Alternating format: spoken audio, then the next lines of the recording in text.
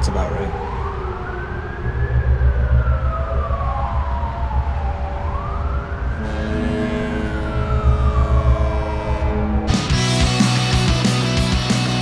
A few weeks ago, we showed you how our friend Joe Simon pulled off his new sci-fi short film, The Volunteer. It was a one-man band shoot where Joe was the director, the DP, and the actor. And he also cut the whole thing himself and did the sound himself. It really was a great example of how you can pull off something with just passion and creativity. So definitely take a look in the notes below to watch Joe's short film and our episode where he shows how he made that short film. Of course, Joe did have some help, like with the visual effects, which was done by our own Ryan Thompson. He added all these insane UFO or ship shots, and after several of you requested it, I thought it'd be great to take a look at how you can add some alien goodness into your own project. We're not gonna go button by button here. Instead, I wanna take an overview look at what we did. Then you can take these ideas and put them in your own style and vision. So let's jump off with this shot. Off the bat, one thing we know we'll wanna do is replace the sky to give this more of a dynamic look. Lucky for us, this is a locked off shot, so we don't need any camera tracking and can jump right into sky replacement. And our go-to site for getting royalty-free stock photos like this one are unsplash.com and pexels.com, because you can find great images like this one and,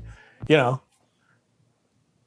it's free. So we're gonna drop it in, and once we like the scale and placement, we'll use a couple of masks to keep only the area that we want. Then we're gonna adjust the color to match our footage better, like so, and you can use whatever plugin you like for that. The idea is just to dial in that style that you want for the piece. Now, to put the sky behind the buildings, you can either use your masks, or depending on your original shot, you can duplicate the footage and place this above our sky image layer, and then we're gonna use tint and contrast to get a good matte like this. Then we're gonna set the sky layer to Luma matte, so it will show only within the white areas. And to clean this matte up, we're also going to use feathered masks to fade off some areas. For the UFO, we're using Element 3D and this model from Turbo Squid. There are, of course, hundreds of models out there, even free ones, and you could even use an image depending on your shot. If you have something that's far away with little to no movement, there really is a lot that you can get away with. But with our model, we scaled down and moved the element world until we had a nice scale and placement of the UFO in the distance. And because it's above the city, we wanted to match the colors and contrast to help it fit in more. And in this shot, the city is almost a dull silhouette. So we can use tint and curves effect to really dull down our UFO until it's nearly in a solid silhouette.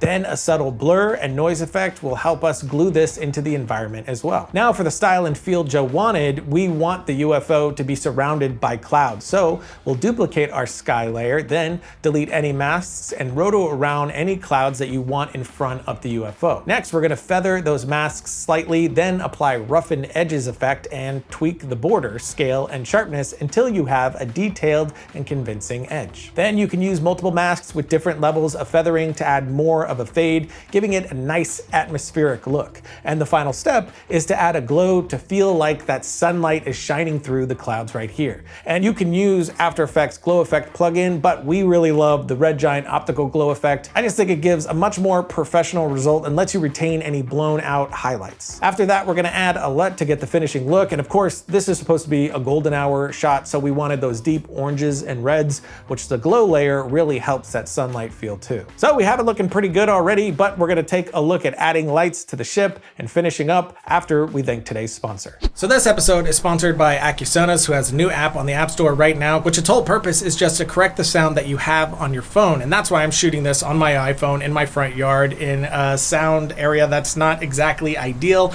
to see how much this can clean it up. So we bring this into the app, and then we can add things like balancing, which is going to balance out that audio, enhance, which we can select male or female, we can denoise it, we can de-ess it, we can increase the volume, and they have the new function of deepener, which if I add this all the way up, you can see it deepens my voice, but if I add just a little bit, it adds a nice little bit of weight to my voice. But one of the most impressive things is the denoiser on here. It's just as good as their one button denoiser on their actual plugin. So for people who do things like TikTok or Instagram, this is a really easy way to correct your sound very quickly and have something a lot more polished for wherever you're posting. So definitely jump to the notes below to find the link for where you can go to check out this app for yourself.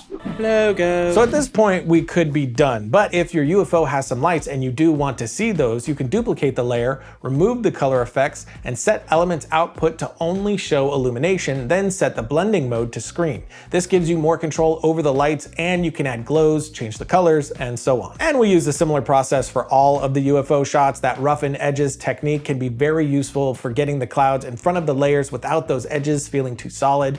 But you can also use smokestack assets like we did here to have more detailed and animated clouds. Element 3D's fog effect can also be really useful in creating a depth and giving that impression of a larger scale ship or object in the distance. And of course, like I said before, you really want to make sure to match blur to your shot. For instance, here the whole city is out of focus, so to match that, we're going to use the camera lens blur effect and change the value until the bokeh size matches the city. Then you can adjust the highlights with these settings to make it pop. And just to show you what that does, here it is without and then with. If the area in your shot where you're comping your object is a touch blurry like this, and you keep the object in focus, it'll never really feel like it's there. So, you know, do that. And finally, for those UFO beams, we used masked solid shapes with trap code shine to aim them in a direction, then use the Luma matte technique from earlier to make it look like they're behind parts of the UFO. It's really just another way to, again, glue everything together and bring life to your shot. But that's it, some simple tips to getting a convincing object like a UFO in your shot.